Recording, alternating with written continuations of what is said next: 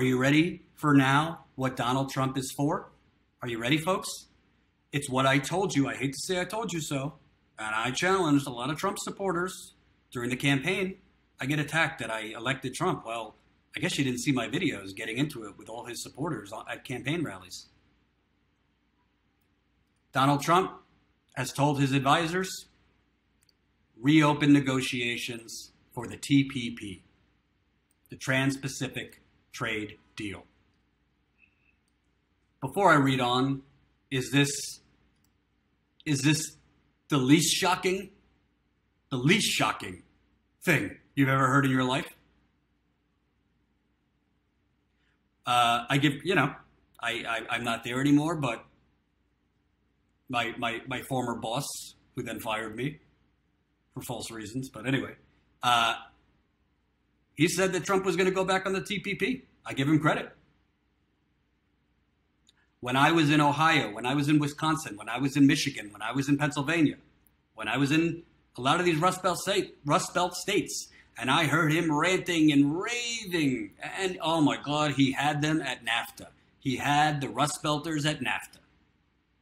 I'm repealing NAFTA. Day one, TPP, done. They bought it hook, line, and sinker. And I told these folks, I don't know about that. Donald Trump is a plutocrat. Donald Trump has benefited from NAFTA. But Donald Trump's business would benefit from the TPP. He's not president for you. He's president for him and his companies. So when all these people were saying it was Russia and WikiLeaks and all that won him the election, I pointed out, no, I was in Michigan and I was in all these Rust Belt states multiple times, and I saw at these rallies, he won those Rust Belt states on the anti-trade message. And less than 2 years into his presidency, he is now, quote unquote, renegotiating NAFTA, which sounds a lot to me like tinkering around the edges, changing a few sentences, and keeping NAFTA, which has hurt more people across the middle of the country and other parts of the country than any other trade deal I know of. And now the president who on day one got rid of the TPP, renegotiating the TPP. President Donald Trump has directed his top trade and economic advisors to take a fresh look at the Trans-Pacific Partnership Trade Agreement he withdrew from in his first week in office, Republican senators said Thursday. Quote, he said he's going to deputize National Economic Council Chairman Larry Kudlow and U.S. Trade Representative Robert Lighthizer to look at re-entering TPP negotiations. Quote, clearly it's a deliberate process. And the president is a guy who likes to entertain a lot of different ideas, said Ben Sass, who's a senator, who has been critical of the administration's withdrawal from the trade deal and other protectionist moves. Quote, but he multiple times reaffirmed the point that TPP might be easier for us to join now once the TPP 11 is aligned, and we might be the 12th party to those negotiations, as opposed to the long process that it took to get to TPP. Sass said Trump looked directly at Kudlow during the meeting and told him to, quote, get it done. The White House did not immediately respond to requests for comment, and some members of the administration appeared surprised by the news. So you're surprised that this man is a total fraud? You're surprised that this man who won the presidency by acting like a populist crusader for the Rust Belt, and that he was going to bring all their jobs back that were offshore to Mexico and China. This is surprising to you that he's now talking about getting back for the TPP? And you want to know something? His supporters who, they think he's doing a good job because immigration is down, and Trump did a very good job of making a lot of Americans think that it's the immigrants that stole your jobs when it's really the corporations who shipped your jobs offshore that took their jobs. But, his supporters, they see a little bit more money in their account because of his tax cuts, which were heavily tilted towards wealthy people and corporations. His supporters, majority of them, either won't know or won't care about this.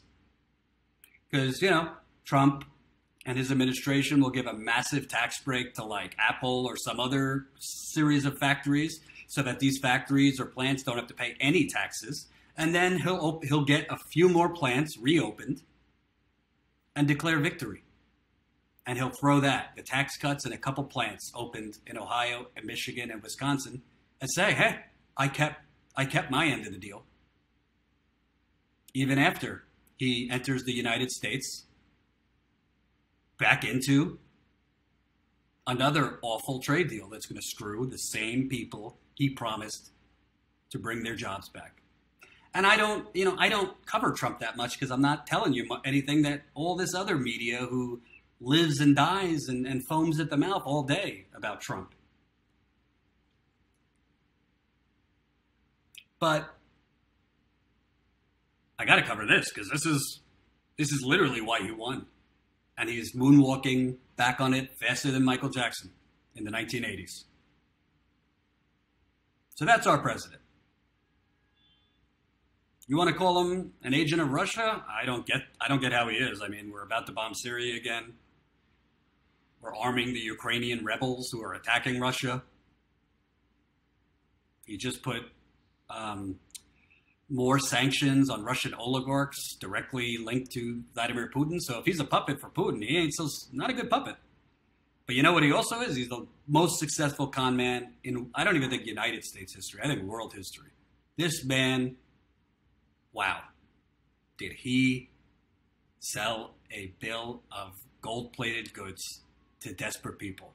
And if he wasn't running against one of the most corrupt, soulless, fraudulent politicians in American history, in Hillary Clinton, I know I'm a sexist for saying that, for just following the record and reporting the truth. If he wasn't running against her, he would have lost to just about anyone. He was very lucky that he drew Hillary Clinton, even though it should have been Bernie Sanders. So, there you go. We're going to have the TPP again, guaranteed NAFTA ain't getting repealed. And we're probably going to be spending another, let's just conservatively we'll probably say it'll be $1 trillion before Trump's time in office is done. $1 trillion we spent on Syria. I mean, it's unbelievable. You can't make it up. You can't make it up.